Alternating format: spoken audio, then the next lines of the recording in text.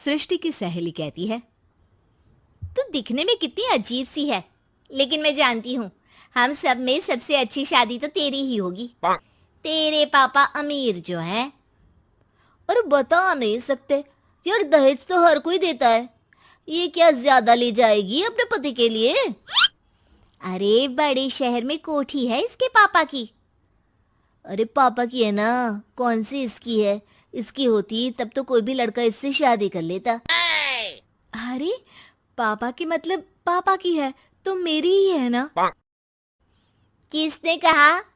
अब तेरी तो तब होगी ना जब तेरा भाई ना हो। वैसे भी शादी के बाद सारी प्रॉपर्टी भाई के नाम होती है। सृष्टि समझ जाती है कि उसे किसी भी हालत में माँ बाप की सारी प्रॉपर्टी को अपने नाम करना है, लेकिन कैसे? एक दिन सृष्टि का भाई शीनू कहता है, बहन क्या कर रही है? तुझसे एक बात करनी है। अरे हाँ हाँ करना, मैं तो तेरी बहन हूँ।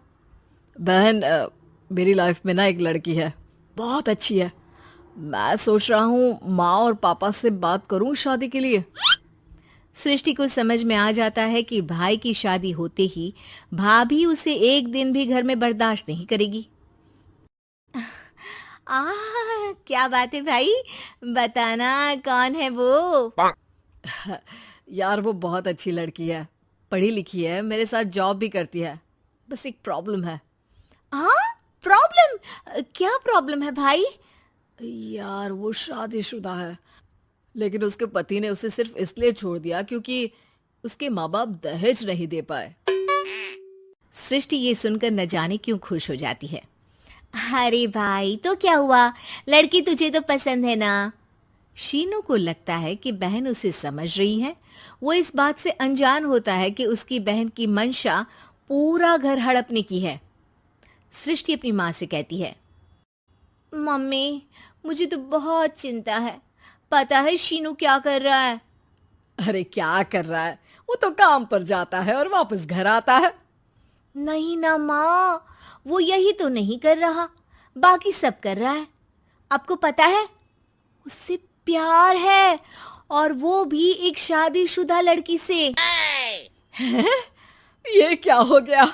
मैं सोसाइटी में क्या मुंह दिखाऊंगी? अरे तेरे पापा तो यही कहेंगे कि मैंने ही उसे बिगाड़ दिया है। माँ देखो, मेरी बात मानो, पापा पर भी विश्वास करने की जरूरत नहीं है। अब आप ही बताओ, पापा इतनी देर घर के बाहर रहते हैं क्यों? बोलो। अरे बेटा वो तो नौकरी करते हैं ना। तू बहुत भोली है माँ। पापा का ऑफिस तो 7 बजे खत्म हो जाता है, लेकिन देखो कितनी देर से आते हैं। अरे नहीं नहीं बेटा, ऐसी कोई बात नहीं है। सृष्टि माँ को एक औरत से बात करते पिता की फोटो दिखाती है। देखो माँ, कैसे हैं पापा? मैं ना कहती थी कि पापा सही नहीं है। मैं तेरे पापा से बात करूंगी, दे फोटो मुझे। ओ माँ, वो तो डिलीट हो गई। लेकिन चल, तूने तो देख लिया ना। पापा से बाद में बात कर लेना, और हाँ, मेरा नाम बिल्कुल मत लेना। हाँ माँ। अब क्या था, सृष्टि के माँ और पिता के बीच झगड़ा होना शुरू हो जाता है। सृष्टि के मन में क्या चल रहा था कोई नहीं जानता था। एक दिन, माँ सृष्टि के लिए एक लड़का देखा है, वो लोग शाम को उसे देखने आने वाले हैं। और हाँ माँ, एक खुशखबरी, मैं और पापा मिलकर एक नया बिजनेस ट्राई कर रहे हैं। शाम को लड़का आता है, सांवले रंग का। सृष्टि को तो बिल्कुल भी पसंद नहीं आता। लड़की की माँ कहती है, लड़की का चेहरा तो कोई खास नहीं, लेकिन अगर मेरे बेटे को आप लोग सेटल कर दें तो मैं उसकी शादी आपकी बेटी से करवा दूं। सृष्टि को लड़का बिल्कुल पसंद नहीं था। उसे भाई पर गुस्सा आ जाता है।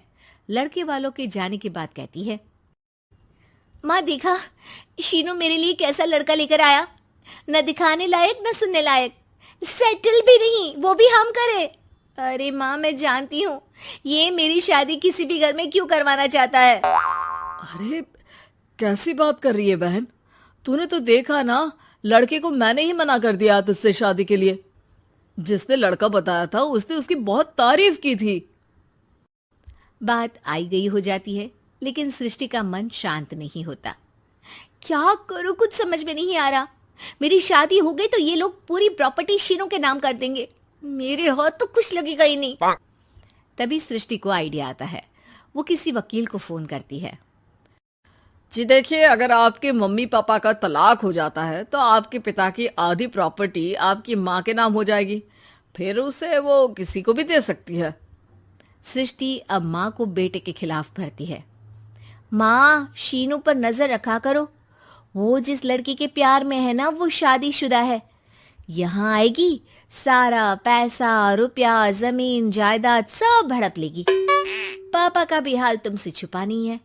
ऐसा ना हो कि मैं और आप एक दिन सड़क पर भीख मांगे। हे भगवान, मैं तो जीते जी मर जाऊंगी अगर ऐसा हो गया तो। ऐसा हो गया नहीं माँ, ऐसा ही होगा। अभी समय है, आगे का सोच लो। मैं तो कहती हूँ पापा से आधी प्रॉपर्टी लेकर अलग हो जाओ। पापा की आधी प्रॉपर्टी भी हम लोगों को अगर मिल जाती है ना तो अगले 7 जन्म सफल समझो। बेचारी माँ बेटी के कहने पर पति से तलाक लेकर अलग हो जाती है। सृष्टि अब पैसों से गाड़ी और अपने दूसरे महंगे शौक पूरे करने लगी। उसके दोस्त भी उसके पैसे इस्तेमाल करते। सृष्टि, कल तुम कहाँ थी? मैं सारा दिन घर पर अकेली थी। तो मैं क्या करूं? मैंने ठेका तो नहीं लिया है ना तुम्हें संभालने का। माँ को सृष्टि से ये उम्मीद नहीं थी। वो बैठकर रोने लगती है। वहीं उसका पति यानी कि सृष्टि के पिता आ जाते हैं। मैं जानता था कि तुम्हारा यही हाल होगा, तो आपने मुझे रोका क्यों नहीं? मैं रोकता तो तुम रुकती क्या? सृष्टि के कहने पर तुमने मुझ पर अपने बेटे पर शक किया, लेकिन तुम ये भूल गई कि कैसे हम दोनों ने मिलकर जीवन में इतना सब खड़ा किया। माँ पति के गले लग जाती है। मुझे माफ कर दीजिए, मैंने आपकी कमाई का एक बड़ा हिस्सा गवा दिया।